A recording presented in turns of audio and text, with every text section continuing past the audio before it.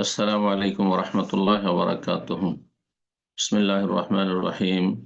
إن الحمد لله نحمده ونستعينه ونستغفره ونعوذ بالله من شرور أنفسنا ومن سيئات أعمالنا. من يهده الله فلا مضل له ومن يضلل فلا هادي له. وأشهد أن لا إله إلا الله وحده لا شريك له وأشهد أن محمدا عبده ورسوله صلى الله تعالى عليه وعلى آله وصحبه وسلم تسليما كثيرا. أما بعد, সম্মানিত শ্রোতা দর্শক মন্ডলী, যেখান থেকে আমাদের সাথে যুক্ত হয়েছেন, আপনাদেরকে আন্তরিক মোবারকবাদ জানাই। আহলান ওয়া সাহলান ওয়া মারহাবা। আমাদের এই ধারাবাহিক ফিকহের আলোচনায় আল্লাহ রাব্বুল আলামিন আমাদেরকে যে থাকার তৌফিক দান করেছেন, এই জন্য রব্বুল আলামিনের অশেষ শুকরিয়া আদায় করি। আলহামদুলিল্লাহ। আল্লাহ আমাদের সকলকে উপকারী জ্ঞান দান করেন এবং নেক আমলের তৌফিক দান করেন, পাপের জীবন থেকে পুরোপুরি বেঁচে থাকার তৌফিক দান করেন। আজ রবিবার 13 শাবান 1447 হিজরি মোতাবেক 1 ফেব্রুয়ারি 2026। আমাদের ধারাবাহিক আলোচনা হচ্ছে ফিকহুত তালাক, তালাকের মাসাইল। বিবাহের মাসাইল শেষ করে গত সপ্তাহ থেকে আমরা তালাকের মাসাইল বা ফিকহুত তালাক শুরু করেছি।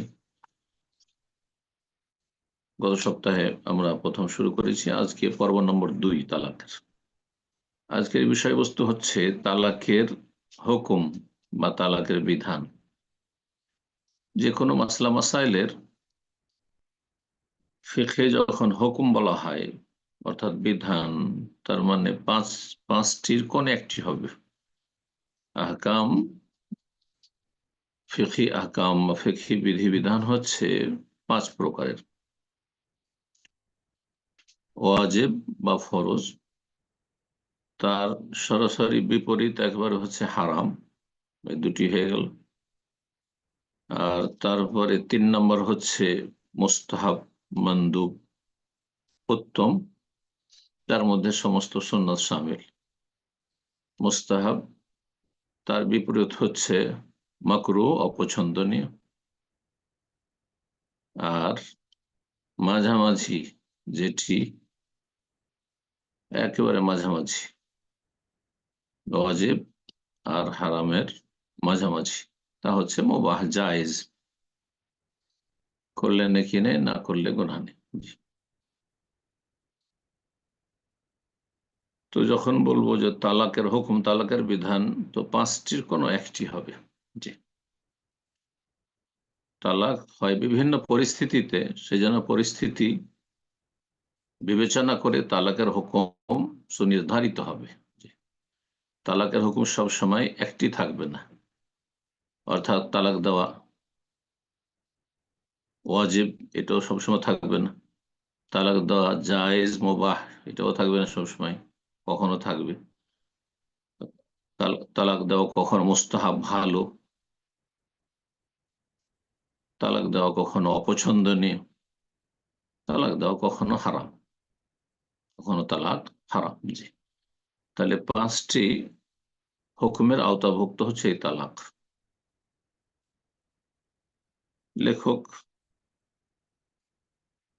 শেখ তুয়াইজেরি রাহিমাহুল্লাহ তাআলা যে এই সংক্ষিপ্ত ইসলামী ফিকহ আলোচনা করেছেন, তার আলোকে এবং তাতে আমরা সবসময় তাতে সংযোজন করে থাকি, যেখানে কোনো কিছুতেই অস্পষ্টতা থাকে বা অসম্পূর্ণতা থাকে।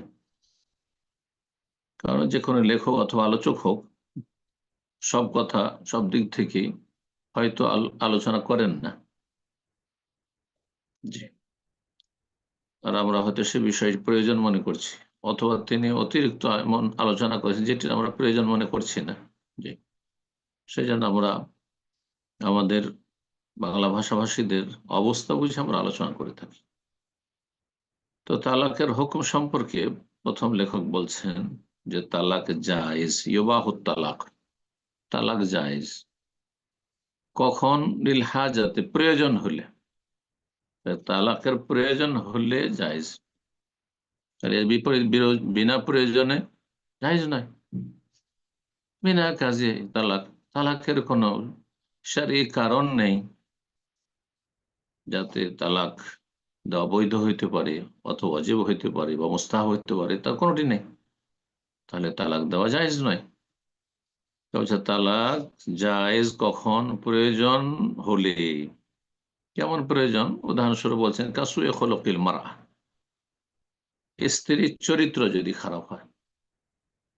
চরিত্র, মানুষের চরিত্র খারাপ, পুরুষ হোক আর নারী হোক, বোঝা যায় তার কথা এবং কাজে। চরিত্র খারাপ কথাটি অত্যন্ত ব্যাপক কথা। সর্বনিম্ন চরিত্র খারাপ, আর সর্বঊর্ধ্বে প্রচন্ড খারাপ চরিত্রের। তাহলে এই ক্ষেত্রেও একটু বিস্তারিত আমাদেরকে বুঝে নিতে হবে। যদি এমন খারাপ হয় যে তার সাথে বসবাস মোটেই সম্ভব নয়, তাহলে তখন তালাকের গুরুত্ব বেড়ে যাবে। আর যদি সামান্য চরিত্র খারাপ হয়, তাহলে আশা করা যায় যে তার সংশোধন হবে, সংশোধন সম্ভব। অথবা সংশোধন না হইলেও সেই ক্ষেত্রে সবর করে বৃহৎ স্বার্থে সংসার করাটাই ভালো হবে। এই বিষয়গুলি আমাদেরকে সবসময় খেয়ালে রাখতে হবে। যদি স্ত্রীর চরিত্র খারাপ হয়, তাহলে তালাক দেওয়া জায়েজ। ও সু ইশরাতিহা, এবং তার সাথে সংসার করা খুব কষ্টকর, আচার আচরণ ভালো না, কথা ভালো না, আচার আচরণ ভালো না, তার সাথে জীবনযাপন করা খুব কষ্টকর যদি হয়, তাহলে তালাক দেওয়া জায়েজ। তালাক দেওয়া হারাম কখন? বলছে ওই হারাম ও তালাক লিগাইরে হাজা, বিনা প্রয়োজনে কেউ যদি তালাক দেয়, এমন কোনো কারণ নাই, স্ত্রী তার আকীদাও ঠিক আছে, মাশাআল্লাহ মুসলিমা, শিরক কুফরি থেকে মুক্ত, এমন কোন বড় শিরকি আকীদা নেই, কুফরি আকীদা নেই, বেনামাজি নয়, চরিত্রহীন নয়, বিনা প্রয়োজনে এমনি এমনি তালাক, পছন্দ লাগে না তাই তালাক দিয়ে দিল। পরিবর্তন করবে, এক শ্রেণীর বদ প্রকৃতি পুরুষ আর রয়েছে, হারাম, জায়েজ নয় বিনা কারণে তালাক দেওয়া। চিন্তা করুন, আপনার মায়ের সাথে, আপনার বোনের সাথে, আপনার মেয়ের সাথে যদি এই আচরণ কেউ করে, তাহলে আপনার কেমন লাগবে? আপনি কখনো সেটি মেনে নেবেন না, সেটা কখনো চাইবেন না আপনি আপনার প্রিয়জনের ক্ষেত্রে। রাসূলুল্লাহ সাল্লাল্লাহু আলাইহি ওয়াসাল্লাম হাদিস, লা ইউমিনু আহাদুকুম, তোমাদের কেউ অতক্ষণ সত্যিকার অর্থে ইমানদার হতে পারবে না, মুমিন মুসলিম হতে পারবে না, সত্যিকার মুসলিম না, হাত্তা ইউহিব্বা লিআখিহি মা ইউহিব্বু লিনাফসিহি, যতক্ষণ পর্যন্ত নিজের জন্য, নিজের আপনজন প্রিয়জনদের জন্য যা ভালোবাসে তা অন্যের জন্য ভালোবাসবে। আপনি আপনার মা বোনের ক্ষেত্রে, আপনার মেয়ের ক্ষেত্রে, আপনার খালার ক্ষেত্রে, ফুফুর ক্ষেত্রে যাদেরকে ভালোবাসেন, আপনার নিকট আত্মীয় মেয়েরা, তাদের ক্ষেত্রে যদি কেউ তালাক দেয়, সেটা আপনি মেনে নিতে পারছেন না, সেটা আপনার কাছে কষ্টকর। ঠিক তেমনি আপনার স্ত্রী, কারো মেয়ে, কারো বোন, কারো মা, কারো আর কিছু, যে সুতরাং আপনি খাঁটি যদি ইমানদার হন, তাহলে এমন আচরণটা করবেন না, বিনা প্রয়োজনে তালাক দেবেন না, সামান্য কোনো অজুহাতে তালাক দেবেন না। সংশোধন করা সম্ভব, অবশ্যই সর্বাত্মক চেষ্টা করতে হবে সংশোধনের। জি, আমাদের প্রত্যেকের মধ্যে ত্রুটি রয়েছে, ঘাটতি রয়েছে।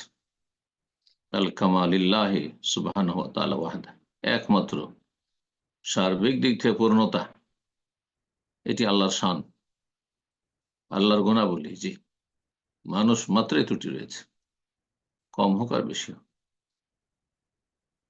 বিনা প্রয়োজনে তালাক দেওয়া, বেয়ান কানাত হায়াতুজ জাওজাইনি মুস্তাকিররা, দাম্পত্য জীবনে স্থিতিশীলতা রয়েছে, স্বাভাবিক, যেমন সংসার চলে, স্বামী স্ত্রী জীবন কাটে, ওই রকমই কাটছে, তারপরে হঠাৎ এমনিতে তালাক, অন্য একটি মেয়ে পছন্দ হয়ে গেছে, তালাক দিয়ে দিল, না, মোটেই জায়েজ নয়, হারাম।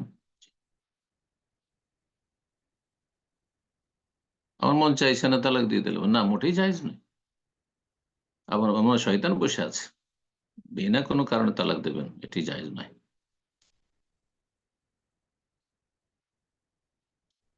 লেখক তারপর বলছেন যে তালাক দেওয়া কখনো কখনো মুস্তাহাব, বলে জায়েজ হয়ে গেল, জায়েজের উদাহরণ হয়ে গেল, হারামের উদাহরণ হয়ে গেল বিনা কারণে তালাক দেওয়া।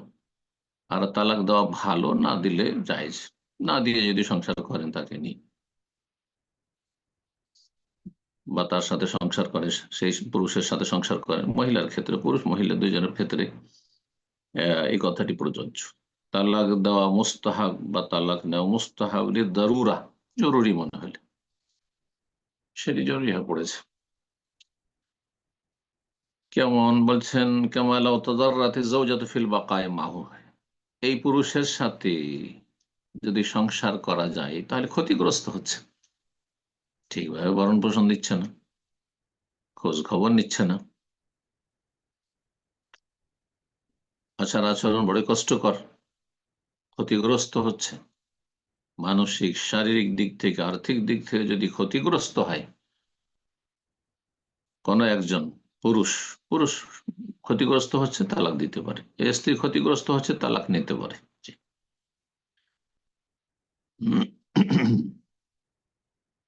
আর একটি জরুরি উদাহরণ দিয়েছে আওকারে হাজাহা, স্বামীর প্রতি ভক্তি হচ্ছে না, স্বামীর প্রতি ভক্তি হচ্ছে না,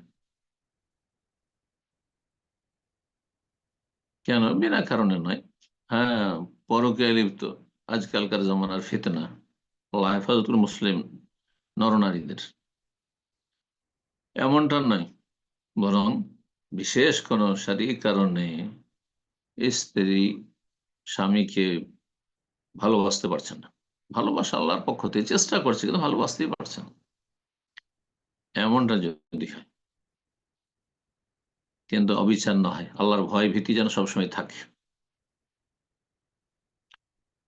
এই ধরনের যদি পরিস্থিতি হয় যেই ক্ষেত্রে ক্ষতিগ্রস্ত, কারণ মানুষ বিয়ে শাদী করে শান্তির জন্য, শান্তির জায়গায় যদি সবসময় অশান্তি থাকে, যেমন আমি খুব একজন আমার ছাত্র জীবনের সাথী সহপাঠী, তার ছেলে মেয়ে হয়ে গেছে কয়েকজন, অনেক দিন আগে, কয়েকজন ছেলে মেয়ে হওয়ার পরে সে বলছে যে আমি খুব অশান্তিতে, জাহান্নামে আছি, সুবহানাল্লাহ, জাহান্নামে আছি স্ত্রীকে নিয়ে। যদি বলে যে কেমন করে আমাদের তার ছেলে মেয়ে হইল, বলে যেমন পশুর হয়, আউযুবিল্লাহ, এই এইভাবে বলছে। তো এইরকম অশান্তির জীবন কাটাবেন না, তার চাইতে ভালো আপনি তালাক নিয়ে নেন, তালাক দিয়ে দেন। জি। তিনটি অবস্থা হয়ে গেল, জায়েজ, হারাম, মুস্তাহাব। এখন লেখক বলছেন তালাক দেওয়া কখনো কখনো ওয়াজিব, বা তালাক নেওয়া ওয়াজিব। ইয়াজিবু তালাক আলা যাওজ, স্বামীর তালাক দেওয়া ওয়াজিব, ফরজ।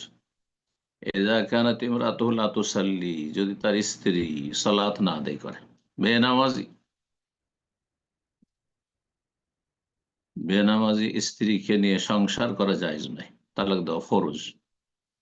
বেনামাজি স্বামীর সাথে দাওয়াত দিচ্ছেন, সংশোধনের চেষ্টা করছেন, তারপরও সালাত পড়বেন না, পুরুষ হোক আর স্ত্রী হোক, তাহলে তার সাথে সংসার করা জায়েজ নয়, তালাক দেওয়া বা তালাক নেওয়া ওয়াজিব। এটি একটি অবস্থা। বেনামাজি সাথে সংসার করা জায়েজ নয়, তাকে তালাক দেওয়া ওয়াজিব। তো মুশরিকা যদি শিরকি আকীদার, কুফরি আকীদার, মাজারে সিজদাকারী হয়, গস কুতুবরা দিতে পারে, নিতে পারে, স্ত্রী মাজারে যাবে, স্বামী মাজারে যাবে, গায়রুল্লাহকে ডাকে, আর তাকে নিয়ে সংসার করা জায়েজ নয়, তার সাথে সংসার জায়েজ নয়। জি। তালাক দিয়ে দিতে হবে, তালাক নিতে হবে, এটি ফরজ। অথবা উকানাত গায়রা নাজিহা ফি ইরদিহা, অথবা সতী নয়, অসতী, স্বামীর ছত্রছায়ায় ব্যভিচারে লিপ্ত, আর সুস্পষ্ট প্রমাণ রয়েছে, হাতে নাতে ধরেছেন, তাহলে তালাক দেওয়া যে ফরজ। কারণ একজন দিনদার ভালো মানুষ খারাপ মানুষকে নিয়ে সংসার করবে না, এটি স্বামী স্ত্রী উভয়ের ক্ষেত্রে বলছে। মা আলাম তাতুব, যতক্ষণ পর্যন্ত তওবা না করছে, তাহলে তওবার রাস্তা খোলা আছে, তওবার রাস্তা যখন রব্বুল আলমিনের কাছে খোলা আছে, যে কোনো অবস্থায় মানুষ তওবা করলে খালিস অন্তর থেকে তওবার শর্তগুলি যদি পুরা করে, আল্লাহ ক্ষমাশীল। লা তাকনাতু মির রাহমাতিল্লাহ ইন্নাল্লাহা ইয়াগফিরু যুনুবা জামিআ। আল্লাহর রহমতে নিরাশ হয় না, আল্লাহ সব গুনাহ মাফ করতে পারে। স্বামীর যদি ইচ্ছা হয় যে খালিস অন্তর থেকে তওবা করেছে, আমি সসম্মানে তাকে রাখতে পারবো, তাহলে জায়েজ। যদি খালিস তওবার প্রমাণ পাওয়া যায়, মৌখিক কথা নয়, তার আখলাক আমল দিনদারিতে প্রমাণ করবে, ওয়াতাকবাল নস, কোন উপদেশ দিলে উপদেশ গ্রহণ করছে, এরকম স্বামী যদি অসৎ চরিত্রের হয়, ব্যভিচারে লিপ্ত থাকে, তাহলে তার সাথে সংসার করা জায়েজ নয়। জি। লেখক আরো মেলা উদাহরণ হতে পারে, দুটো শুধু উদাহরণ দিয়েছেন। আরেকটি উদাহরণ দিই, অনেক সময় স্বামী স্ত্রী দুইজনের কোন একজনের জীবন নিয়ে আশঙ্কা রয়েছে, এই স্বামীর সাথে সংসার করলে প্রাণনাশের ঝুঁকি রয়েছে, মেরে দিতে পারে, অথবা এই স্ত্রী আমাকে মেরে দিতে পারে, আর এই রকমের লক্ষণ পাওয়া যাচ্ছে অথবা রিপোর্ট পাওয়া যাচ্ছে। বিশেষ করে যদি চরিত্রহীন পুরুষ বা চরিত্রহীন স্ত্রী হয়, তাহলে এই ক্ষেত্রে আশঙ্কা রয়েছে আর এরকম দুর্ঘটনা ঘটছে, তাহলে তালাক দিয়ে দেওয়া ওয়াজিব তখন, তার অনিষ্ট থেকে রক্ষার জন্য। এই তালাক নেওয়া ওয়াজিব, ফরজ, তার অনিষ্ট থেকে রক্ষার জন্য। তাহলে এই চারটি অবস্থা বললাম, তালাক কখনো জায়েজ, কখনো হারাম বললাম, আর কখনো মুস্তাহাব, আর কখনো তালাক দেওয়া ওয়াজিব, ফরজ।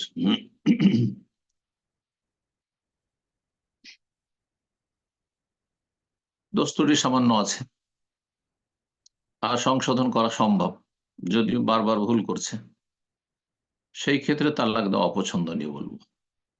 তালাক না দিয়ে সংশোধনের চেষ্টা করে, কারণ সে নসিহা কবুল করছে এবং সংশোধন হতে বিলম্ব হতে পারে। অনেক সময় সবাই একই রকম ভাবে সংশোধন করে না জীবনের, কেউ দ্রুত সংশোধিত হয়ে যায়, আর কাউকে সময় লাগে। তো সংশোধনের মন মানসিকতা যদি থাকে, তাহলে তালাক দেওয়া খুব অপছন্দনীয়। তালাক দেবেন কেন? যথা সম্ভব চেষ্টা করেন।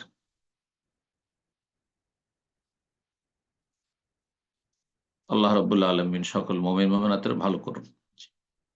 লেখক তারপরে বলছেন যে স্বামীর জন্য তালাক দেওয়া হারাম কখন? মাসিক অবস্থায় এবং নেফাস অবস্থায়।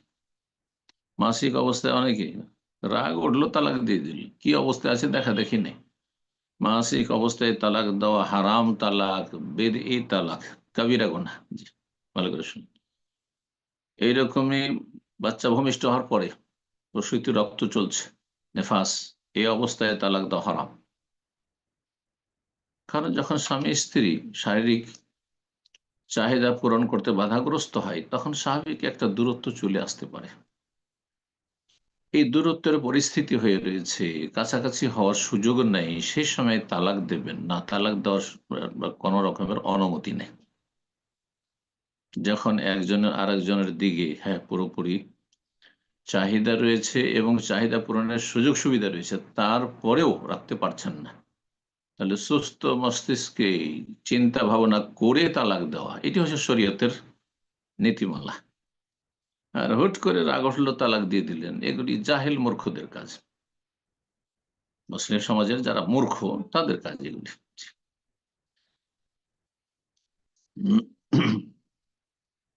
এই রকমের তালাক দেওয়া হারাম এমন পবিত্র অবস্থায়, যেই পবিত্রতায় মাসিক থেকে পবিত্র হওয়ার পরে সহবাস করে ফেলেছে। সহবাস করলে বাচ্চা পেটে আসার সম্ভাবনা হয়ে গেছে, এখন পর্যন্ত সুস্পষ্ট নাই যে কনসেপ্ট করেছি কিনা, তাহলে তালাক দেওয়া জায়েজ নয়। তাহলে তালাক দেওয়া মাসিক অবস্থায় জায়েজ নয়, নেফাস অবস্থায় জায়েজ নয়, এমন পবিত্রতায় জায়েজ নয় যে পবিত্রতায় মিলন হয়েছে আর বাচ্চা পেটে গর্ভধারণ করার সম্ভাবনা রয়েছে। তাহলে সুন্নতি তালাক কি আসবে আমাদের আলোচনায় বিস্তারিত ইনশাআল্লাহ। সুন্নি তালাক আর বিধি তালাক। সুন্নতি তালাক হচ্ছে এমন পবিত্রতায় তালাক দিবে স্ত্রীকে যেই পবিত্রতায় মাসিক থেকে পবিত্র হওয়ার পরে শারীরিক সম্পর্ক হয়নি স্বামী স্ত্রীর, এবং এক তালাক দেবে। এই জন্য লেখক বলছেন তালাক দেওয়া হারাম হোসেন এত লেখা সালাসিন বেলাফজিন ওয়াহিদ অবে মাজলিসিন ওয়াহিদ। একসাথে তিন তালাক দেওয়া হারাম, কাবিরা গুনাহ। যারা এই তিন তালাক লিখেন ভালো করে শুনে রাখেন, সমস্ত মাযহাবে হানাফি, শাফি, মালিকি, হাম্বলি সবার কাছে তিন তালাক দেওয়া বেদাতি তালাক, হারাম তালাক, কাবিরা গুনাহ। এক শ্রেণীর মূর্খ মোল্লা রয়েছে, মূর্খ কাজীরা রয়েছে যারা তিন তালাক লিখতে বাধ্য করে। আমাদের এক ছাত্র ছিলেন এখানে, আমি তালাক দেবেন এমন পরিস্থিতি হয়েছে, তালাক দেবেন চিন্তা ভাবনা করি, তখন নাকি কাজী তাকে বাধ্য করছে না তিনই লিখতে হবে, বা সমাজের লোক সালিসে তিনই লিখতে হবে, এক তালাক দেওয়া যাবে না। কত মূর্খ সমাজ! আর আমাদের সমাজে যারা বিয়ে শাদীর দায় দায়িত্বে রয়েছে তাদের মধ্যে কত জাহালাত, মূর্খতা রয়েছে। অথচ তাদের হানফি মযহাবও জায়েজ নয় একসাথে তিন তালাক দেওয়া মজলিসে। তোমাকে তিন তালাক বেলাফজিন ওয়াহিদ, একই শব্দে অথবা একই মজলিসে তালাক তালাক তালাক তিনবার বলল, তিনবার তালাক উচ্চারণ করলো, সবটাই হারাম। এক তালাক দিতে হবে এবং তারপরে আপনাকে চিন্তা ভাবনা করতে হবে ইদ্যত পর্যন্ত। আপনার কাছে 3 মাসিক ইদ্যত রয়েছে, চিন্তা করুন, আপনি স্ত্রী চিন্তা করুক যে আমরা সংসার করতে পারবো কিনা, ফিরবো বা ফেরাবো কিনা। আর তালাক মাররাতান, দুইবার তালাক দিয়ে ফেরাবার সুযোগ রয়েছে, একসাথে তালাক দেওয়ার বিধান কোরআনে কারিমে নেই। এটি আল্লাহ রাব্বুল আলামিনের বিধানের পরিপন্থী এবং ইসলামের যে মৌলিক নীতিমালা রয়েছে, উসুল রয়েছে, কায়দা রয়েছে, তার পরিপন্থী, যুক্তি পরিপন্থী। একসাথে 3টে গুলি ছেড়ে দিয়ে হা করে বসে থাকবেন, মূর্খ সমাজ। আল্লাহ হেদায়েত দান করুন। লেখক তারপরে বলছেন যে স্বামী সরাসরি তালাক দিতে পারে, আবার কাউকে যদি উকিল বানিয়ে দেয় তালাক দেওয়ার জন্য, মানে দায়িত্বশীল করে দেয়। আমাদের দেশের মানুষরা কোর্ট কাচারিতে কেস লড়ার জন্য উকিল ধরে থাকে, এই উকিল তো বুঝে, কিন্তু বিয়ে শাদীর ক্ষেত্রেও উকিল চলে। উকিল দিয়ে বিয়ে, উকিল দিয়ে তালাক, উকিল দিয়ে ব্যবসা বাণিজ্য করা। জি, একজনকে দায়িত্ব দিলেন আপনার কেনাকাটার জন্য, আমার এই কেনাকাটাগুলি করে নিয়ে আসো। এটি হচ্ছে আল ওয়াকালা ফিল বাই ওয়া শিরা, বা বিক্রি করার ক্ষেত্রে। এইরকমই আপনার বিয়ের ক্ষেত্রে কাউকে দায়িত্ব দিয়ে দিলেন উকিল ফিন নিকাহ। তালাকের ক্ষেত্রে কাউকে দায়িত্ব দিলেন যে আমি বাইরে আছি অথবা যে কোনো কারণে হোক আমার পক্ষ থেকে তুমি তালাক দিয়ে দিবে। বলছেন ইয়াসে হোক তালাক মিনাজ জৌজ, স্বামী তালাক দিলেও তালাক শুদ্ধ হবে। আর ওকিল ও স্বামীর যদি ওকিল কাউকে দায়িত্ব দিয়ে দেয় যে আমার তালাকটা আপনি দিয়ে দেবেন, বাবাকে দায়িত্ব দিয়েছে, ভাইকে দায়িত্ব দিয়েছে, কোনো একজন দায়িত্বশীল আলেমকে দায়িত্ব দিয়ে দিয়েছে। আজকালকার জামানায় লিখিত হইলে ভালো, বিয়ের সাথে যখন লেখাপড়া হচ্ছে লিখিত হচ্ছে, মৌখিক হয় না, তো ওয়াকালতে লিখিত থাকলে এটা হচ্ছে বেশি ভালো।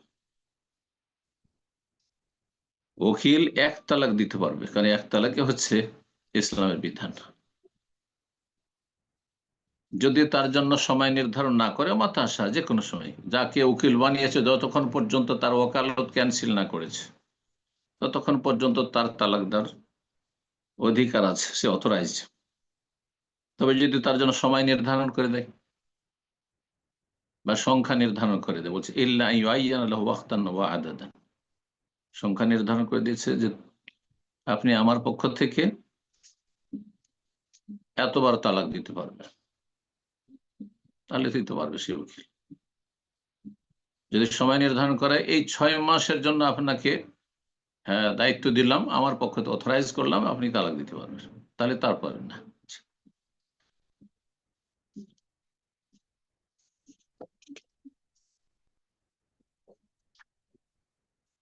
তারপরে লেখক বলছেন যে সিয়াগুত তালাক, তালাকের শব্দ বা বাক্যগুলি।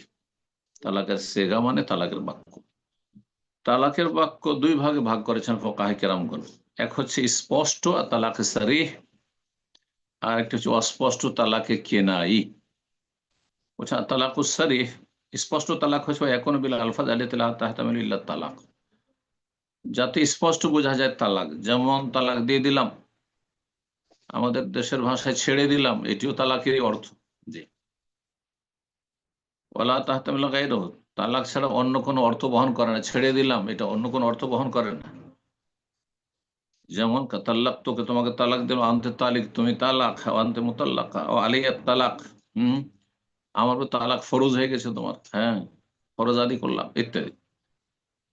তালাকে কেনাই ইশারা ইঙ্গিতে এমন শব্দে তালাক দিল যাতে তালাকের ইঙ্গিত বহন করে।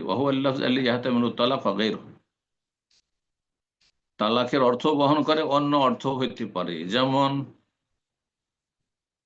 তোমার সাথে আমার সম্পর্ক নেই, তুমি বিচ্ছিন্ন, যাও বাবার বাড়ি চলে যাও, আমার বাড়ি থেকে বেরিয়ে যাও, এই ধরনের শব্দগুলি। জি।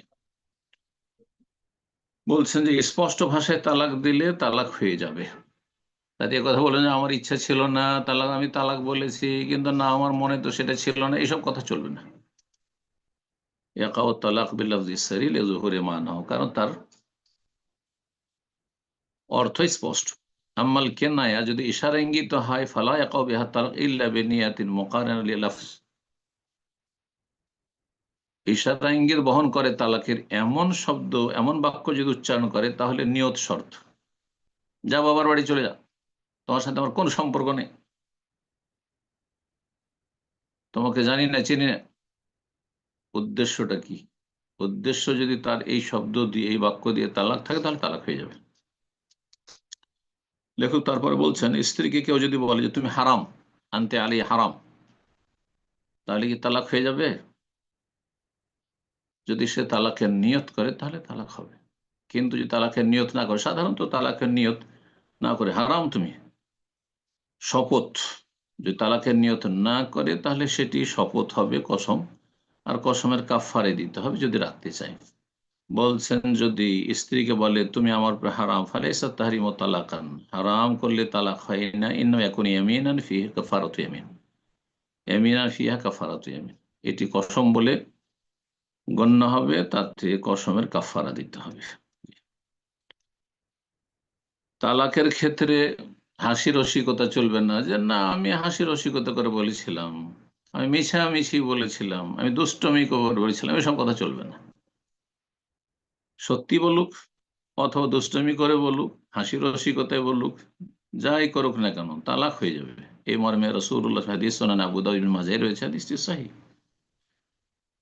আবু হুরায়রা রাদিয়াল্লাহু তাআলা আনহু বলেন, রাসূলুল্লাহ বলেছেন, সালাসুন, তিনটি বিষয় রয়েছে, জিদ্দুহুন্না জিদ্দুন, সত্যিকারে বললেও সত্যিকার হয়ে যায়, ওয়া হাজলুহুন্না জিদ্দুন, আর যদি দুষ্টমি করে বলে, হাসি রসিকতা বলে, তবুও সত্যি হয়ে যায়, তার বাস্তবায়ন হয়ে যায়। আর নিকাহ, বিয়ে, হাসি রসিকতা করে, হ্যাঁ বিয়ে দেবেন, আপনার বোনের বিয়ে দেবেন, দিলাম, বলে আমি কবুল করলাম, হয়ে যাবে। তালাক, তালাকের ক্ষেত্রে হাসি রসিকতা করে, হ্যাঁ স্ত্রী বলছে তালাক দিবে নাকি, দিবে, হ্যাঁ দিয়ে দিলাম, হয়ে যাবে তালাক। বলছে না না না, ও তো হাসি রসিকতা করছিলাম, চলবে না। এরকম ফিরিয়ে নেওয়া, তালাক দেওয়ার পরে ফিরিয়ে নেওয়া, এই ক্ষেত্রে সত্যিকার অর্থে ফিরালো, নিয়তে কি আছে দেখার বিষয় না, ফিরিয়ে নিলাম, ফিরিয়ে নিলাম। জি। এখানে আজকের আলোচনা শেষ করছি। জাযাকুমুল্লাহ খাইরান। আল্লাহ রাব্বুনা আমাদেরকে ভালো কাজের তৌফিক দান করুন, ভালো আমলের তৌফিক দান করুন, এবং সমস্ত রকমের আল্লাহর অসন্তুষ্টির কথা কাজ থেকে বেঁচে থাকার তৌফিক দান করুন। যেসব ভাই বোনেরা আমাদের সাথে রয়েছেন, বিশেষ করে দোয়া করি আল্লাহ রাব্বুনা তাদের দাম্পত্য জীবনে সার্বিক দিক থেকে সুখী করেন, এবং সমস্ত অনিষ্ট থেকে, বালা মুসিবত থেকে আল্লাহ রাব্বুল আলামিন হেফাজত রাখেন। সুবহান রাব্বিকা রাব্বিল ইজ্জাতি আম্মা ইয়াসিফুন ওয়া সালামুন আলাল মুরসালিন ওয়ালহামদুলিল্লাহি রাব্বিল আলামিন। জাযাকাল্লাহ খাইরান। সম্মানিত শেখ, সম্মানিত দিনী ভাই ও বোনেরা, আমরা এখন এই প্রশ্নোত্তর পর্ব শুরু করব। তার পূর্বে স্মরণ করাচ্ছি প্রশ্ন করার দুইটি নিয়ম নীতি। প্রশ্ন করার সময় আমরা অবশ্যই সংক্ষিপ্ত আকারে একটা করে প্রশ্ন করব, এবং প্রশ্ন করার পূর্বে যে শহর বা দেশ থেকে আমরা প্রশ্ন করছি অবশ্যই প্রেক্ষাপট বোঝার উদ্দেশ্যে আমরা মেনশন করবো ইনশাআল্লাহ। আর শুরুতেই বলে দেব, যারা হ্যান্ড রেজ করেছেন প্রশ্ন করার আচ্ছা। জন্য, আপনাদের নাম মেনশন করার সাথে সাথে আপনাদের ডিভাইসগুলোতে আপনাদের মাইক্রোফোনগুলোকে আনমিউট করতে বলা হবে। আপনারা ফলো করবেন, সাথে সাথে আনমিউট করে প্রশ্ন করবেন ইনশাআল্লাহ। তো সময় না নিয়ে আমরা শুরুতেই প্রশ্ন নেব। প্রশ্ন করবেন শাহরিন চৌধুরী। জি, আপনি প্রশ্ন করুন। আসসালামু আলাইকুম রহমতুল্লাহি ওয়া বারাকাতুহু। ওয়ালাইকুম আসসালাম রহমতুল্লাহ বরকাত। আমি নিউ ইয়র্ক থেকে বলছি। জি বলেন। প্রশ্নটা হচ্ছে জাকাত সংক্রান্ত। একজন লোক, উনি জাকাত প্রাপ্ত, মানে জাকাত খেতে পারবে এরকম, বাট উনি আবার আরেকজনকে আহ, এই জাকাতের টাকা থেকে গিফট দিছে, তো ওনাকে কি জাকাত দেওয়া যাবে? যিনি জাকাত খেতে পারবে ওনাকে? উনি যদি 8 শ্রেণীর কোনো এক শ্রেণীর আওতাভুক্ত হন, যার সম্পর্কে জিজ্ঞাসা করলেন, বিসমিল্লাহ আলহামদুলিল্লাহ সালাতু ওয়াসসালামু আলা রাসূলিল্লাহ, বলছেন যে কোন একজন জাকাতের হকদার। জাকাতের হকদার বলতে 8 শ্রেণীর কোন এক শ্রেণীর আওতাভুক্ত হইতে হবে। ইন্নামাস সাদাকাতু লিল ফুকারা ওয়াল মাসাকিন, আল আয়া, সূরা তওবার আয়াত নম্বর 60। কোন এক শ্রেণীর আওতাভুক্ত যদি হন আর যদি জাকাত নিতে চান, তাহলে জাকাতের হকদার তিনি। আর জাকাত যখন নিয়ে নিলেন তিনি, তার হাতে চলে আসলো, তিনি পুরোপুরি তার মালিক হয়ে গেলেন। তারপরে সেটা থেকে তিনি তার সংসারের প্রয়োজন পুরা করতে পারেন, ঋণ পরিশোধ করতে পারেন, আবার কাউকে উপঢৌকন গিফটও দিতে পারেন, জায়েজ আছে।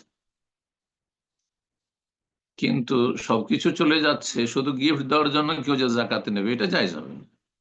হ্যাঁ, উনি যা নিয়েছেন তার প্রয়োজন, আর প্রয়োজনের মধ্য থেকে কিছু গিফট দিচ্ছেন তিনি, ওই পয়সা থেকে, যে পয়সা তিনি জাকাত হিসেবে নিয়েছেন, জায়েজ রয়েছে। এক কথা, একজন যখন মালিক হয়ে যায় জাকাতের হকদার হওয়ার মাধ্যমে, তখন সেটাতে পুরো নিয়ন্ত্রণ করতে পারবে। সে নিজে খেতে পারবে, অন্যকে খাওয়াতে পারবে, সচ্ছল ব্যক্তিকে খাওয়াতে পারবে, হাদিয়া তোহফা দিতে পারবে। জি, বারাকাল্লাহ ফিক। রাসূলুল্লাহ সাল্লাল্লাহু আলাইহি ওয়াসাল্লাম বলেছিলেন, বারীরাকে যে সাদাকা দেওয়া হয়েছিল, বকরি ছাগল, আর সেই গোশত এসেছিল মায়েশা রাদিয়াল্লাহু তাআলা আনহার বাড়িতে, নবী সাল্লাল্লাহু আলাইহি ওয়াসাল্লামের জন্য সাদাকা যাকাত হারাম ছিল। তো বলল, কে সাদাকাতুন ওয়া লানা হাদিয়া, বারীরা তোমার জন্য এটি সাদাকা, কিন্তু আমাদের জন্য হাদিয়া, আমাকে তুমি হাদিয়া দিলে আমি খেতে পারি। জি, বারাকাল্লাহ ফিক। আমিন। এরপর যে প্রশ্ন করবেন সাইদা দিবা। জি, আপনি প্রশ্ন করুন। আসসালামু আলাইকুম ওরহমতুল্লাহি ওবারাকাতুহু। সম্মানিত শাইখ, ওয়ালাইকুম আসসালাম ওয়া রাহমাতুল্লাহি ওয়া বারাকাতুহু। জি শাইখ আমি নিউ ইয়র্ক থেকে বলছি। আমারও জাকাতের প্রসঙ্গে একটা প্রশ্ন। ওই আমাদের আমার ভাইয়ের বাসায় একজন ড্রাইভার 22 বছর ধরে কাজ করেন। তো উনি একটু অসুস্থ দেখে উনি অন্য কোথাও আর এক্সট্রা ইনকাম করতে পারে না। যা টাকা কামায় ওটা দিয়ে ওনার সংসার চলে যায়, বাচ্চা কাচ্চা আছে 3 জন। হুম। তো উনি একটা ওনার ভাইয়ের সাথে একটা জমি কিনতে চাচ্ছে, যাতে উনি যখন কাজ করতে পারবেন না তখন অ্যাটলিস্ট থাকতে পারে। তো এই ক্ষেত্রে কি জাকাতের টাকা দেওয়া জায়েজ আছে? দিতে পারবো? জাকাতের টাকা দিয়ে জমি কিনে দেওয়া জায়েজ নয়। জাকাতের টাকা দিয়ে চিকিৎসা করে দিতে পারবেন, যে চিকিৎসা, তার সংসার চলে যাচ্ছে তার বেতনের টাকা দিয়ে, কিন্তু চিকিৎসা করাতে পারছে না, তখন করতে পারবেন। কিন্তু তার ফিউচারের জন্য জমি কিনে রাখবে আর জাকাত দিবেন না, জায়েজ নয়। তারপরে যারা আপনার অধীনে কাজ করছে, কর্মচারী অথবা ড্রাইভার, তাদের ক্ষেত্রে আরেকটি বিষয় লক্ষ্য রাখবেন, সেটা হচ্ছে যে জাকাত দিয়ে যেন সামান্য আপনার স্বার্থ হাসিল না করেন। যে জাকাতের একটা মোটা অঙ্কের টাকা আমার ড্রাইভারটিকে দিয়ে দেবো বা আমার হাউসমেট কাজের মেয়েটিকে দিয়ে দেবো, তাহলে একটু সুদৃষ্টি রাখবে, কাজকর্ম ভালো আন্তরিকতার সাথে করবে, তাহলে জাকাত আদায় হবে না। জাকাত ফরজ এবাদত, এতে পুরোপুরি ইখলাসের সাথে সেটি করতে হবে আল্লাহ সন্তুষ্টির জন্য। তাতে সামান্য কিছু স্বার্থ যদি থাকে তাহলে সেটি আদায় হবে না। এ কথা অনেকেই হয়তো খেয়াল করেন না। দিচ্ছেন আপনার অধীনের লোককে, আর তার সেও ভাবলো যে মালিকের পক্ষ থেকে বেতন ছাড়া তো অনেক কিছু পাচ্ছি, সুতরাং তার কাজটা একটু ভালোভাবে করতে হবে। হ্যাঁ, না, জায়েজ নাই। জি, সতর্ক সাবধান বলে দেবেন স্পষ্ট, এটা জাকাতের পয়সা। জি, বারাকাল্লাহ ফিক। আমিন। প্রশ্ন করবেন আয়েশা খাতুন। জি, আপনি প্রশ্ন করুন। আসসালামু আলাইকুম রহমতুল্লাহ বারকাতুহু। ওয়ালাইকুম সম্মানিত আসসালাম ওয়া শেখ, রাহমাতুল্লাহি ওয়া বারাকাতুহু। জি আমি বলেন। কানাডা থেকে বলছি। ইনশাল্লাহ। বলেন। আমি জানতে চাচ্ছি যে শাবান মাসের রোজাটা রাসূল সাল্লাল্লাহু আলাইহি ওয়াসাল্লাম বলেছেন যে ১৫টা রোজা রাখার পর রোজাটাকে কানেক্ট না করতে, রোজাটাকে ছেড়ে দিতে। তো অনেকে সোম, বৃহস্পতি বা ১৩, ১৪, ১৫ আয়ামে বিচের পর ওটা রাখার পর কি সোম, বৃহস্পতি এভাবে করে কি কানেক্ট করে রামাদানের রোজার শেষ পর্যন্ত করে যাব? নাকি কোরআন সুন্নাহ অনুযায়ী ১৩, ১৪, ১৫ পর কিছু কয়েকদিন তারপর আগে রোজাটা ছেড়ে দেব? এটা যদি একটু কোরআন সুন্নাহ অনুযায়ী বলতেন, জাযাকাল্লাহ খাইরান। আপনার আগে থেকে অভ্যাস আছে আইয়ামে বীজ বা এই সোমবার বৃহস্পতি রোজা রাখা? জি, আমার আগের অভ্যাস আছে। যদি কারো অভ্যাস থাকে সোমবার বৃহস্পতি রোজা রাখা, তো শেষ পর্যন্ত রাখতে পারবে, অর্থাৎ 29 শাবান বা 30 শাবানও যদি বৃহস্পতিবার সোমবার পড়ে তো রাখতে পারবে, কোনো অসুবিধা নেই। আশা করি বোঝা গেছে। জি। আর 15 রমজানের পরে রোজা রাখে না। ইজা বাকিয়া নিসফু শাবান ফালা তাসুমু, বা ইজা বাকিয়া নিসফু মিন শাবান ফালা তাসুমু, যখন শাবানের অর্ধেক থাকবে, 15 পার হয়ে যাবে, তখন তোমরা সিয়াম পালন করিও না। কোন কোন মুহাদ্দিসিন হাদিসটিকে দুর্বল বলেছেন, তিরমিজির হাদিস। আর যদি সেটি সহিহ হয়, আমলযোগ্য হয়, তাহলে সেটি অনুত্তম, নাজায়েজ নয়। সুতরাং 20, 22, 25 শাবানে কেউ যদি রোজা রাখে, শাবানের রোজা, শাবানের সিয়াম তো জায়েজ, এটি অধিকাংশ ওলামাদের মতে। একবারে মিলানো যাবে না। যার অভ্যাস নাই আপনার এতে সোমবার বৃহস্পতিবার সিয়াম পালনের, 29, 30 শাবান তার জন্য সিয়াম পালন করা জায়েজ নয়। কারণ নবী সাল্লাল্লাহু আলাইহি ওয়াসাল্লাম লা তাতাকাদ্দামু রামাযানা বিসাওমি ইয়াওমিন আও ইয়াওমাইন, রমজানের একদিন 2 দিন আগে তোমরা অগ্রিম সিয়াম শুরু করে দিও না। কিসের জন্য? ট্রেনিং এর জন্য, অভ্যস্ত হওয়ার জন্য, অথবা রমজানের সম্মানার্থে যদি হয় তাহলে না জায়েজ। কিন্তু অভ্যাস যদি থাকে তাহলে জায়েজ, যেমন অন্য হাদিসে রয়েছে। আল্লাহ তাআলা আ'লাম। প্রশ্ন করবেন জুলি। জি, আপনি প্রশ্ন করুন। আসসালামু আলাইকুম ওয়া রাহমাতুল্লাহি ওয়া বারাকাতুহু। সম্মানিত শেখ, ওয়ালাইকুম আসসালাম ওয়া রাহমাতুল্লাহি ওয়া বারাকাতুহু। শেখ আমি সিলেট থেকে বলছি। বলেন। আমার প্রশ্ন হচ্ছে ভুট নিয়ে। সামনেই তো হুম। বাংলাদেশে ভুট জি। আমরা দিব ইনশাল্লাহ। আমরা হুম। কি এই ভুটটা কি দিতে পারবো? বা এই যে গণভুটটাও, যে এই গণভুটটা কি আমরা দিব? আমাদের আশেপাশে অনেক মুসলমানরাই বলে যে আমাদের খেলাফতে মজলিস এই দলটাকে ভোট দেওয়া উচিত। এটা সম্পর্কে কি বলবেন শেখ? যতগুলি দল রয়েছে, দল হিসাবে যদি ভোট দেন, একটিও দল কোরআন সুন্নাহর নির্ভেজাল অনুসারী নয়। কথা বোঝা গেছে? হয় বেদাতি দল, আর না হইলে অন্য অন্য গুমরাহিতে লিপ্ত। জি। বেদাতি দল, না হয় সেকুলার দল, না হলে জাতীয়তাবাদী দল। সুতরাং পার্টি হিসাবে কোন পার্টিতে জড়িত হয়ে আপনি ইলেকশনে অংশ নেবেন, এটি জায়েজ নয়। বাকি কথা হলো, ব্যক্তি হিসাবে কোন একজন ব্যক্তি ভালো মানুষ, সে ভালো মানুষ যদি আমাদের সমাজে নেতৃত্ব পায়, তাহলে সমাজে অন্তত জুলম অত্যাচার হবে না, অবিচার হবে না। এই উদ্দেশ্যে যদি সাময়িক দেওয়া হয়, এই গণতন্ত্রের কুফরিতে বিশ্বাসী না হয়ে,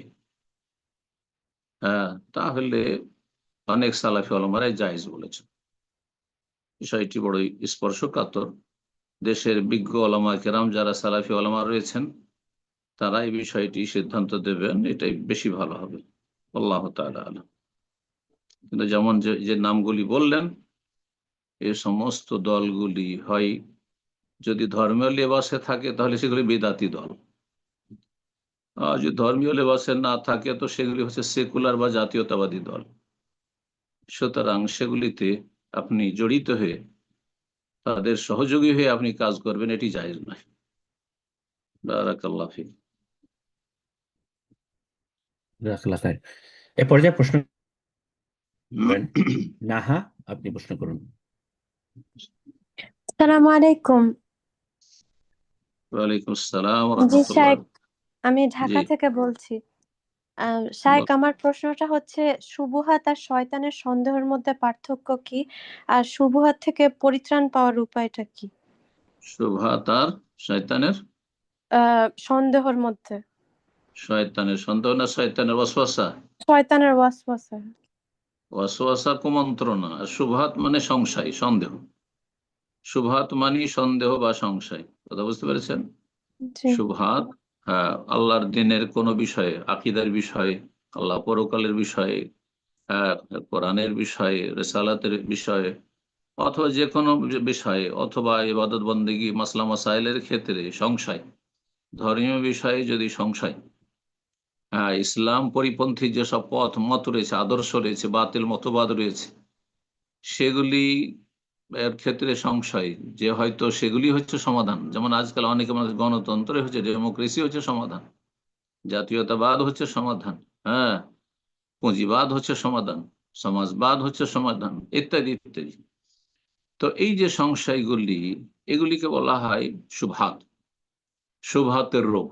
শুবহাত কখনো কখনো কুফরি, আর কখনো কখনো সেগুলো কুফরি না হলে ফাসিকি। জি, মানুষ যারা শুবহাত, দ্বীন ইসলামের ক্ষেত্রে শুবহাত সংশয় লিপ্ত, তারা পথভ্রষ্ট।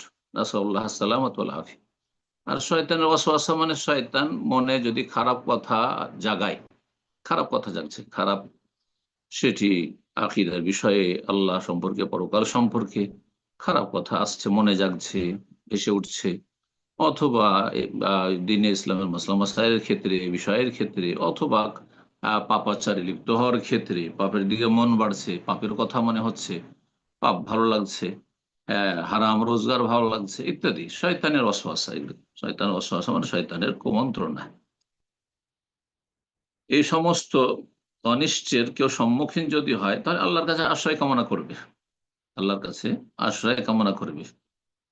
আল্লাহুম্মা ইন্নী আউযু বিকা মিনাল ফিতানি মা যাহারা মিনহা ওয়া বাতান। জি, হে আল্লাহ, প্রকাশ্য এবং গোপনীয় সমস্ত ফিতনা থেকে তোমার কাছে আশ্রয় নিচ্ছি, বা তোমার কাছে আশ্রয় চাইছি। আল্লাহ রাব্বুল আলামিন শয়তানের ওয়াসওয়াসা থেকে আশ্রয় কামনা করতে বলেছেন রব্বুল আলামিনের। ওয়া ইম্মা ইয়ানজাগান্নাকা মিনাশ শাইতানি নাজগুন ফাস্তাইজ বিল্লাহ।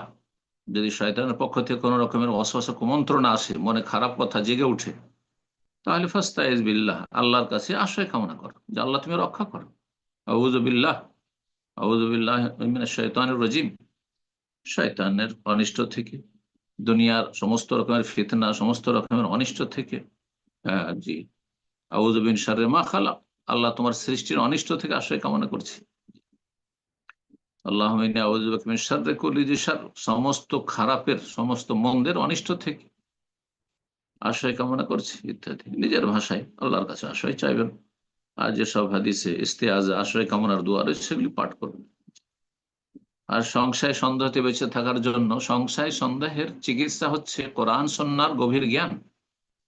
দ্বীন সম্পর্কে, ওহী সম্পর্কে যত জ্ঞান অর্জন করবেন, সংশয়ের রোগ থেকে মুক্ত থাকবেন।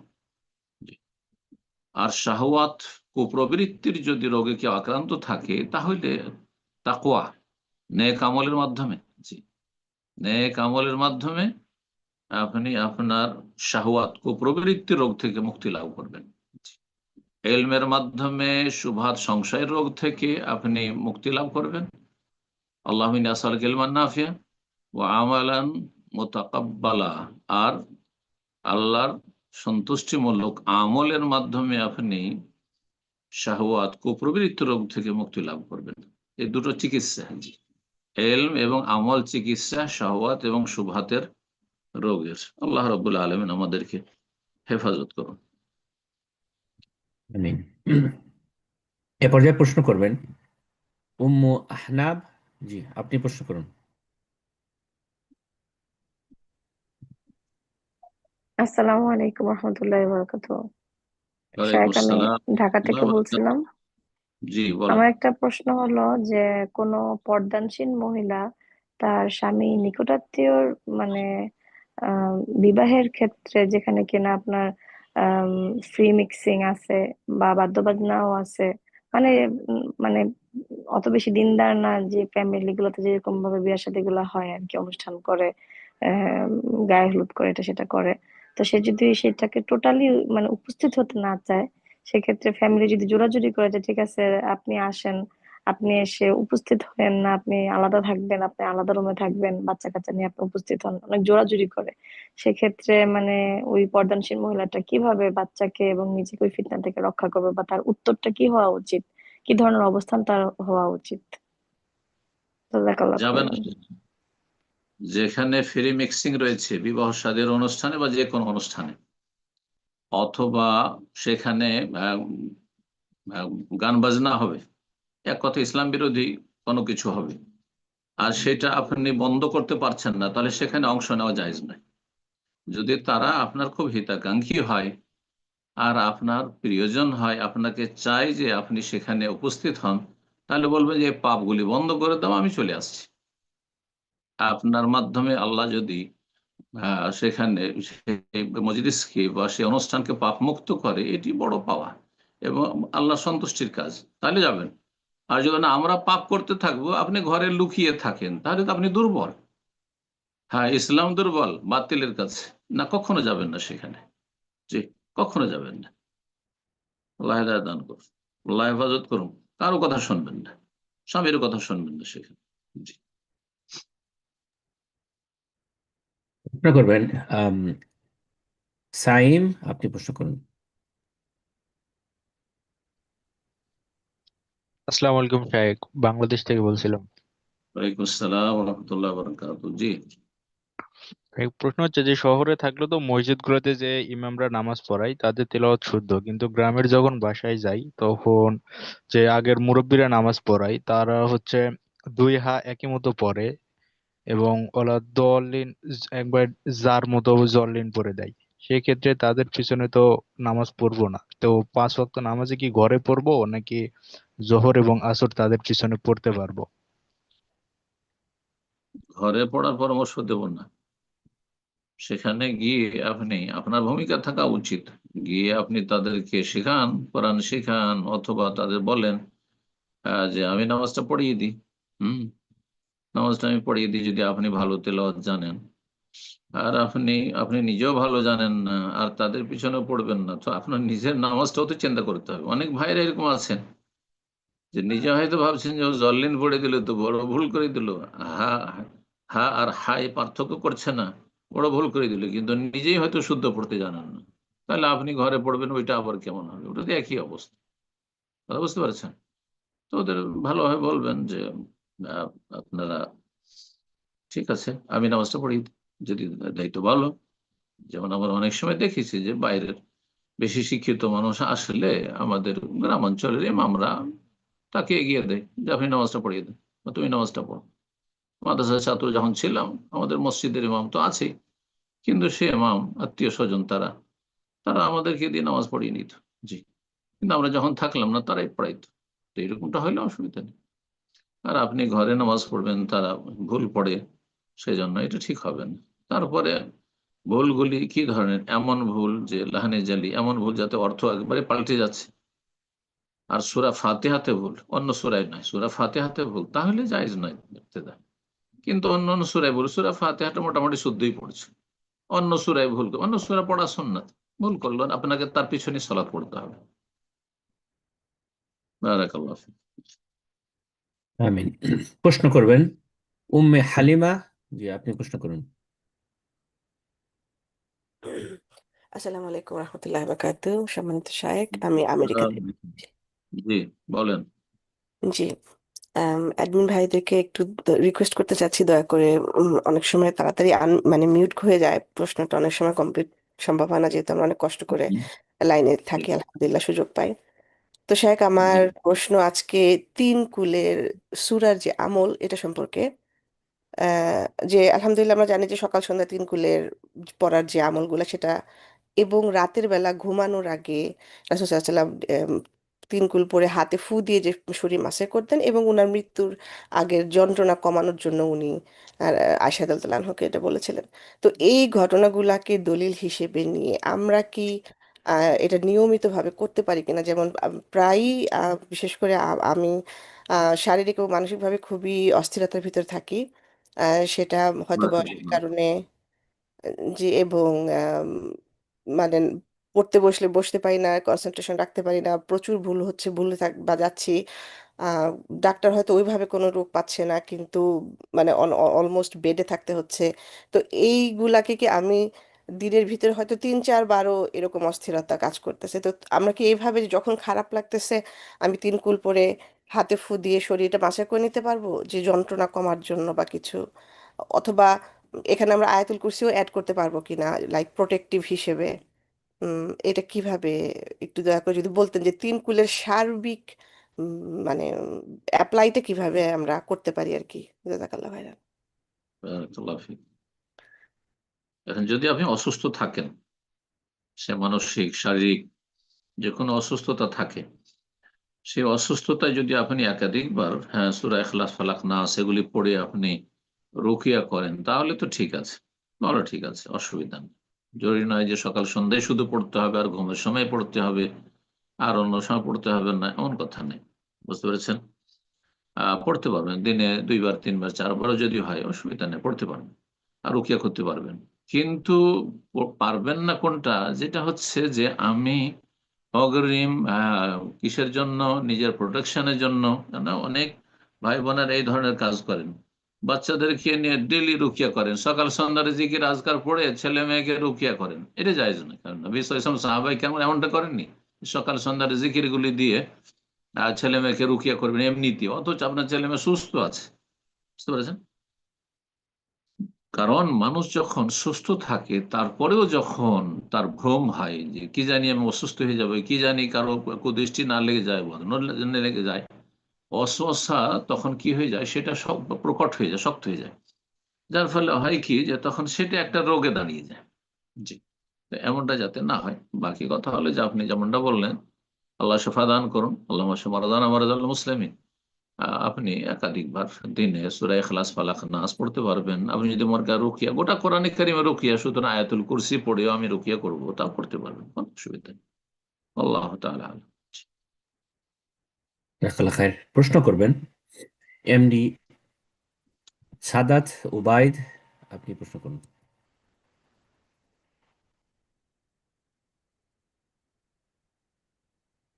এমডি সাদাত উবাইদ, জি প্রশ্ন করুন। আসসালামু আলাইকুম ওয়া রাহমাতুল্লাহি ওয়া বারাকাতুহু।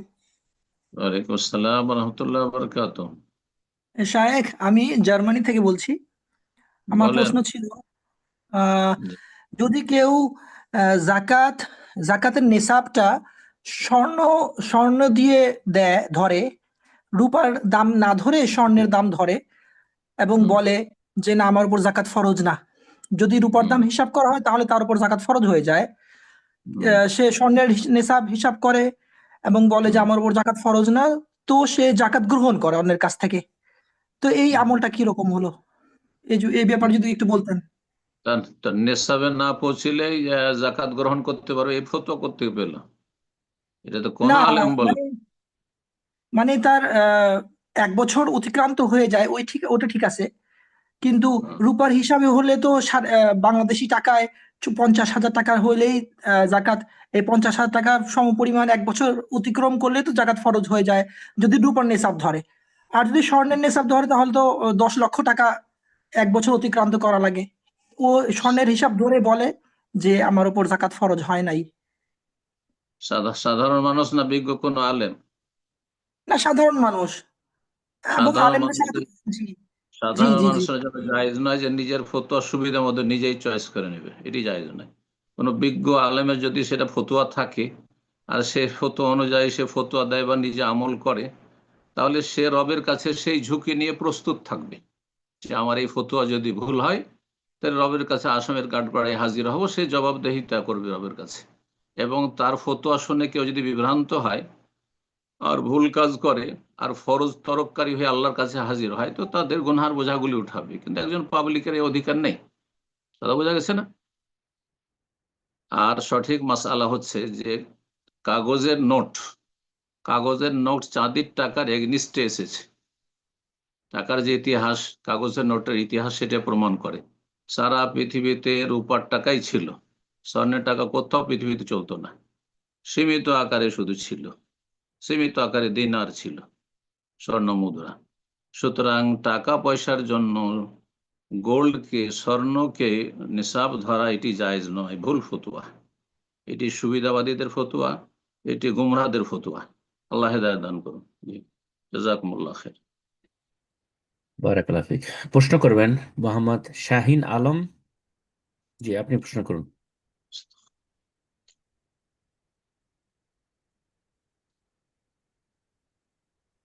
মোহাম্মদ শাহিন আলম, ডিভাইসটা আনমিউট করে নিন, প্রশ্ন করুন।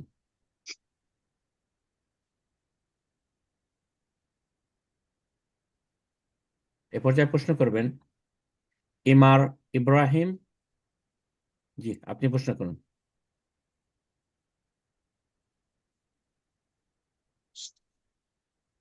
ইমার ইব্রাহিম, ডিভাইসটা আনমিউট করে প্রশ্ন করুন।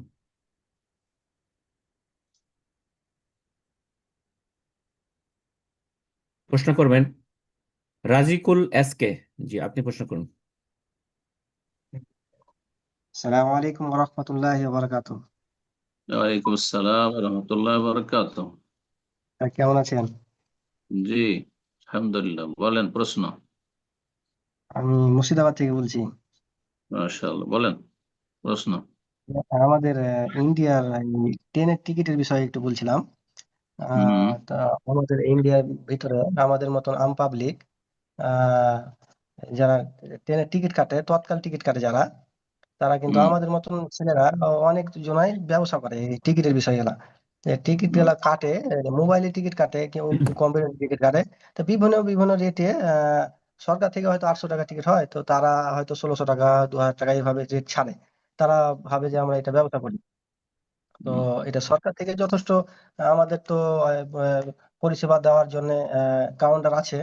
তারপরে আমরা যখন এটা ইউজ করি, তখন আমাদের মতো আম পাবলিকের কাছে বিভিন্ন বিভিন্ন বিভিন্ন রেটে বিক্রি করে, যাকে বলে বিলাকের টিকিট। তো এইটা কতটুকু জায়েজ হবে একটু জানাবেন সবাই। সরকারি ভাবে, রাষ্ট্রীয় ভাবে এটা কি নিষেধ আছে? নিষেধ নাই জি তো? জি জি, এটা এটা নিষেধ আছে। এটা যদি জানা মানে জেনে নাই, তাহলে কিন্তু এটা অনেক টাকা, 10 লাখ টাকা কতটুকু ফাইন আছে, তারপরে আবার জেলও হওয়ার সম্ভাবনা আছে সরকার থেকে। যদি দণ্ডনীয় হয়, কাজটি যদি দণ্ডনীয় হয় তাহলে জায়েজ না। আর যদি কেউ এজেন্ট হয়, হ্যাঁ, সরকার এজেন্ট, আর তার এজেন্সি আছে, 50টা টিকিট কিনে রাখলো আর তারপরে সে সেল করছে, কিনে রাখলো এক রেটে, বিক্রি করছে বেশি রেটে, আর এর বৈধতা যদি থাকে আইনত, তাহলে জায়েজ। কথা বোঝা গেছে? কিন্তু আপনি যেভাবে বলছেন এটা দণ্ডনীয় যদি হয় তাহলে জায়েজ নয়। বারাকাল্লাহ ফিক। আমি জাজাকাল্লাহ খায়ের। যদি নেটওয়ার্কে একটু মনে হয় সমস্যা হচ্ছে, আপনার সাথে মাঝে সাথে কথা থেমে যাচ্ছে, তো আশা করি ক্লিয়ার আসছে। আমি শুনতে পাচ্ছিলাম না লাস্টে। তো ইনশাআল্লাহ এই পর্যায়ে প্রশ্ন নেব। প্রশ্ন করবেন। জি আচ্ছা, জি। আমাদের আওয়াজে ডিস্টার্ব হচ্ছে? একটু লাস্টের দিকে অনেক সময় নেটে একটু সমস্যা এখন হচ্ছিল আর কি। তো এখন এই ওকে? মুহূর্তে ক্লিয়ার আছে। জি, এখন ঠিক আছে আচ্ছা, ইনশাআল্লাহ। জি জাযাকাল্লাহ। জি, প্রশ্ন করবেন কামরুন নাহার। জি, আপনি প্রশ্ন করুন। আসসালামু আলাইকুম শেখ। ওয়ালাইকুম আসসালাম ওয়া রাহমাতুল্লাহি ওয়া বারাকাতুহু। আমি ফিনল্যান্ড থেকে বলছিলাম। বলেন। শেখ, ফিনল্যান্ডের যে জন্ম নিয়ন্ত্রণ পদ্ধতিটি আছে, ওটি আমি ব্যবহার করতেছি। কি তো কি বুঝলাম না। জন্ম নিয়ন্ত্রণ পদ্ধতি আচ্ছা আচ্ছা। হুম। অস্থায়ী না স্থায়ী? আহ 8 বছর। হুম। 8 মানে বছরের কন্টিনিউ 8 বছর? মানে এমন যে একবার একবার ব্যবহার করলে আর 8 বছর ছেলে মেয়ে হবে না? হ্যাঁ, এরকম বলছে যে 8 বছর বা 5 বছরের মধ্যে। না, এত এত গ্যাপ দেওয়া জায়েজ নয়। কি জন্য? না খাওয়াইতে এটা পারবেন না জন্য? আল্লাহ খাওয়াবেন। না না এটা আমি যে কোনো সময়, আবার বলছে যে কোনো সময় আমি বের করতে পারবো, এরকম আমার চিন্তা ভাবনা আছে। না, এত গ্যাপ দেওয়া জায়েজ নয়। এত গ্যাপ দেওয়া জায়েজ নয়। ঠিক আছে, আমি এর আগে আলোচনা করেছি বিষয়গুলি। 2 বছর বাচ্চা দুধ পান করবে, তার অধিকার। আর 6 মাস থেকে নিয়ে 10 মাস, 9 মাস, 10 মাস গর্ভধারণ করবে, সেটা অধিকার। হ্যাঁ, একজন মহিলার। সুতরাং 3 বছর, 3.5 বছর, 4 বছর, এই ম্যাক্সিমাম যদি গ্যাপ দেয় তাহলে তো ঠিক আছে। কিন্তু 8 বছর, 10 বছর পর একটা করে বাচ্চা নেবে, তো অটোমেটিকলি দুটোর বেশি বাচ্চা হবে না, এটা জায়েজ নাই। এইভাবে জন্ম নিয়ন্ত্রণ জায়েজ নাই। তার একটা সীমা আছে জায়েজের। জি, বারাকাল্লাহ। আমিন। তো এই যে এটা প্রশ্ন করবেন। জি জি জি উস্তাদ, জি কন্টিনিউ করুন। জি বলেন। না হয়েছে, বলেন। ওকে, জাজাকাল্লাহ খাইর। তো এই পর্যায়ে প্রশ্ন করবেন এমআর ইব্রাহিম। জি, আপনি ডিভাইস আনমিউট করে নিন, প্রশ্ন করুন। আসসালামু আলাইকুম রহমতুল্লাহ। ওয়ালাইকুম আসসালাম ওয়া রাহমাতুল্লাহি ওয়া বারাকাতুহু। জি শেখ, কেমন আছেন? আমি অনেকদিন ধরে ট্রাই করতেছি আপনার সাথে যোগাযোগ কোথা করার জন্য, থেকে কোনো কোথা না থেকে কোনো বলছেন? সমস্যার কারণে আর কি আর হয় না। কোথা থেকে বলছেন? যে আমি আল হাসা থেকে বলতেছি। জি, আল হাসা, সৌদি আরব। আল্লাহ আল্লাহ হাসান বলেন। আচ্ছা, জি, তো আমার প্রশ্ন ছিল দুইটা। যে প্রথমত, আমরা জানি যে মেয়েদের বিয়ের ক্ষেত্রে অলি ছাড়া বিয়ে হয় না। হুম। তো এমন অবস্থায় যে অলি যদি ভরণ পোষণ না দেয়, ওই ক্ষেত্রেও কি অলির প্রয়োজন?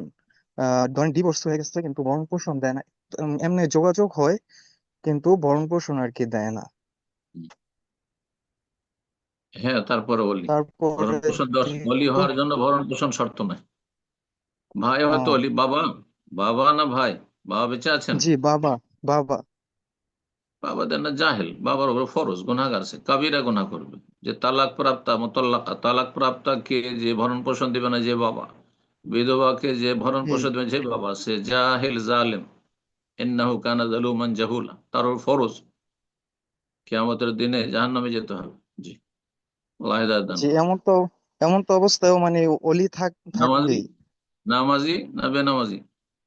আহ এটা সঠিক জানি না, মানে এখন না, কি ওইটা আগে অবস্থায় জানতে আছে, হবে, নামাজ ওটা পড়ে কি জানতে না। হবে। বাবা যদি বেনামাজি হয় তো সে অলি নয়, সে অযোগ্য।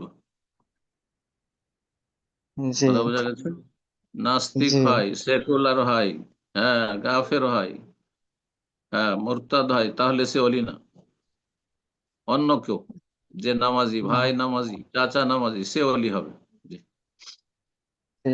আহ তারপরে প্রশ্নটা ছিল, আমি শুনছিলাম যে তালাকের ক্ষেত্রে যে তালাক কি মানে তিনবার, যে একবার জীবনে শুধু তিনবারই তালাক দিতে পারে, একবার দিলে মানে এটা কি মানে তিনবার থেকে একবার মানে হয়ে যায়, মানে হ্যাঁ হ্যাঁ, পরবর্তীতে শুধু আর সারা দুইবার জীবন। দেওয়ার থাকে জি এরকম। জি জি, 40 বছর পরে একটা তালাক দিচ্ছে, 40 বছর আগে একটা দিয়েছিল, দ্বিতীয় হয়ে গেল। আর 20 বছর পরে একটা দিল, হয়ে গেল। জি, কথা বোঝা গেছে? সারা জীবনে 3টি তালাকের মালিক একজন পুরুষ। জাজাকাল্লাহ খায়ের। তো আমরা প্রশ্ন একটা করেই করব, যেহেতু অনেক প্রশ্নকারী, বিধায় একের অধিক প্রশ্ন আমরা না করি ইনশাআল্লাহ। এই পর্যায়ে প্রশ্ন করবেন মাহিদ। জি, আপনি প্রশ্ন করুন।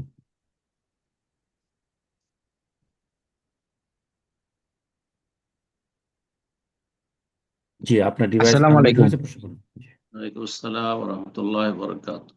জি, শাহেক, ঢাকা বাংলাদেশ থেকে বলছিলাম। বলেন। শাহেক, আমার প্রশ্নটা হচ্ছে তাকদীর সম্পর্কে। আর হুম, তাকদীর সম্পর্কে আমি আপনার অনেক বক্তব্য শুনি। শাহেক, আমরা সবাই জানি পৃথিবী সৃষ্টির 50 বছর আগে, 50,000 বছর আগে আমাদের সবকিছু লেখা হয়ে গেছে। হুম, তেমনি একটি বিষয়, কার সাথে কার বিবাহ হবে এটাও নাকি পৃথিবী সৃষ্টির 50,000 বছর আগে লেখা হয়ে গেছে। এখন আমার হুম। প্রশ্ন, বিবাহ তো, আমার কথাই বিবাহ বলি। দেন আপনি, এই যে আজকে কথা বলছেন, আজকে এত তারিখ কথা বলে, এটাও লেখা আছে। আচ্ছা, কতক্ষণ কয় এখন সেকেন্ড আমার কথা বলে, এটাও লেখা আছে সব। ইন্না কুল্লা শাইইন খালাকনাহু বিকাদার। প্রশ্ন কি তাই? বলেন। মানে আমার প্রশ্ন হচ্ছে, আমার কার সাথে বিবাহ হবে এটা কি আল্লাহ নিজেই লিখে রাখছে, আল্লাহর নিজের ইচ্ছায়, নাকি এটা আমার হ্যাঁ, ইচ্ছা ও কর্মের উপর নির্ভর করে লিখে রাখছে? মানে শুধু এই মাকাদিরা বিষয়টা স্পষ্ট আর সব ক্লিয়ার করে লেখা আছে। বলেন। শুধু বিয়ে শাদী, এটা তো আমাদের দেশের সাধারণ জাহিলরা বলে যে বিয়েটা তকদিরের ব্যাপার। মনে হচ্ছে তার খাওয়া দাঁড়ে একটা দানা, একটা ভাতের দানা আপনার পেটে যাবে, হজম হবে কিনা, গিলতে পারবেন কিনা, ওইটাও লেখা আছে। না মুখে চকলেটটা থেকে যাবে, মারা যাবেন, তাও লেখা আছে। সব লেখা আছে। বললাম তো সূরা কামারের আয়াত, আল্লাহ বলছেন ইন্না কুল্লা শাইইন খালাকনাহু বিকাদার। নিশ্চয়ই সমস্ত কিছু, সব কিছুই আল্লাহ বলছেন যে আমি ইন্না কুল্লা খালাকনাহু, সৃষ্টি করেছি, বেকাদার, তকদিরের সাথে। জি, কোরআন সুন্নাহ যেভাবে এসেছে তকদিরে বিশ্বাস রাখবেন, আপনার কর্ম স্বাধীনতা আছে এটাও বিশ্বাস রাখবেন। আপনার কাজের স্বাধীনতা তকদিরের পরিপন্থী নয়। তকদির আপনাকে বাধ্য করেনি, আপনার শরীরে গায়ে শক্তি ক্ষমতা আছে। জি, বারাকাল্লাহ ফিক। জাযাকাল্লাহ খায়ের। জি উস্তাদজি, আপনি যে প্রশ্নটা আসলে করতে চাচ্ছেন যে এই লেখনীটা কি এটা আল্লাহ সুবহানাহু ওয়া তাআলার ইচ্ছায় হয়েছে না আমাদের কর্মের কারণে হয়েছে, এটাও নিয়ে একটু স্পষ্ট আল্লাহর হতে ইচ্ছা। চাচ্ছেন। হ্যাঁ, তকদিরের চারটি স্তর। তকদির সম্পর্কে উনি আরো ভালো করে লেখাপড়া করো। তকদিরের চারটি স্তর। একটি হচ্ছে মাশিয়াতুল্লাহ, আল্লাহর চাওয়া। আল্লাহর চাওয়ার বিরুদ্ধে হয় না। হ্যাঁ, আপনি চেষ্টা করতে পারেন, আপনি কর্ম করবেন, কিন্তু আল্লাহ না চাইলে সেখানে বিয়ের মজলিসে গিয়েও বিয়ে ভেঙে যাচ্ছে, হচ্ছে না? জি। জাযাকাল্লাহ খায়ের। প্রশ্ন করবেন রাহাত। জি, আপনি প্রশ্ন করুন।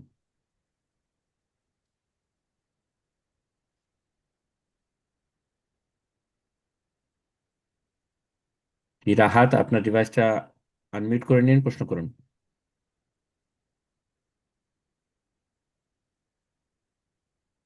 ওকে, পর্যায়ে প্রশ্ন করবেন রাহাত খন্দকার, আপনি প্রশ্ন করুন।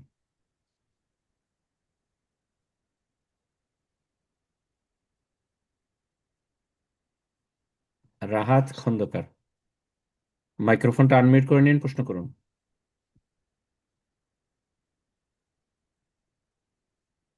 আমরা অন্যজনকে সুযোগ করে দিচ্ছি, প্রশ্ন করবেন মোহাম্মদ সাঈদ। জি, আপনি প্রশ্ন করুন।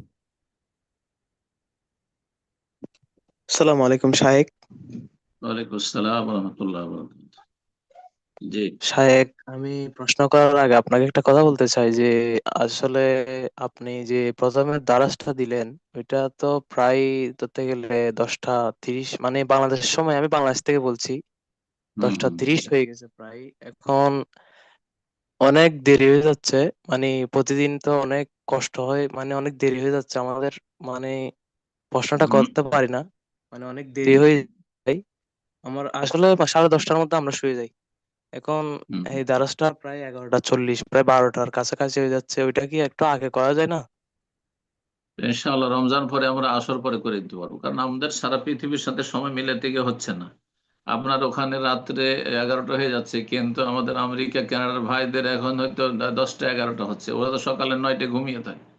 যখন আমরা আপনাদের সন্ধ্যা 7টায় করতে যাই, তখন দেখি যে ওরা ফজরে ঘুমিয়ে থাকে, ফজর পরে পরে তখন ঘুমিয়ে থাকে। তো ওরা কেউ আমাদের সাথে শরীক হতে পারে না। তো আমরা সাদ্দেদু কারেবু, মাঝামাঝি করার চেষ্টা করি। কথা বুঝতে পারছেন? তারপর আমাদের আবার টাইমের সাথে মিলাতে হয়। আমাদের হয় আসর পর হইতে হবে, না হয় এশা পর হইতে হবে। মাগরিব এশার মাঝখানে আমাদের সৌদি আরব মাত্র 1 ঘন্টা টাইম থাকে, 1 ঘন্টাও থাকে না। আমাদের প্রোগ্রাম জি 1.5 ঘন্টা, 16 ঘন্টা, 1 ঘন্টা 20 মিনিট থেকে 1.5 ঘন্টা। আর মাগরিব জি এশার শাহেক, মাঝে একটু সময় তাড়াতাড়ি সৌদি আরবে করলে এত। ভালো হয়, ওইটা আমাদের জন্য হ্যাঁ, ভালো হয়, ওই কারণে আপনাকে একটু পরামর্শ দিলাম স্যার। ভুল ওইভাবে ভ্রান্তি সময় হলে মাফ মিলানো। করবেন। এখন আপনার একজনের একটা উপকারিতা, আর আমরা বৃহৎ স্বার্থে অনেকের উপকারিতা, সব দিক মিলিয়ে দেখতে হয় আমাদেরকে। যার ফলে একটা দিন কষ্ট করে, ঠিক আছে 10টা 10:30 শুয়ে যাবেন, কিন্তু একদিন একটু কষ্ট করে রাত জেগে নেবেন, সমস্যা নেই। কথা বোঝা গেছে? জি জি সকালে শাহেক। সকালে ডিউটি যদি না থাকে তো সকালে একটু ঘুমিয়ে নেবেন। জি, বারাকাল্লাহ জি ফিক। শাহেক। তো শাহেক, আমার আমরা প্রশ্নটা হলো, আমরা রমজান পরে, আর যখন আমাদের সৌদি আরবের আসরের পরে করব, 4:30 5টার দিয়ে করব, তখন আপনাদের আবার 5 3 8টা, রাত্রি 8টার দিয়ে বাংলাদেশে হবে হয়তো। বুঝতে পেরেছেন? জি জি শাহেক। কিন্তু আমরা শাহেক, এখন ওই এই সময়টা মিলাতে পারি না। তো আমাদের বছরে যেন দুটো সময় করতে হয়।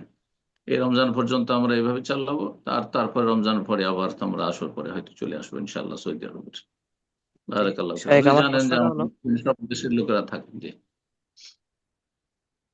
শাহেক বলেন।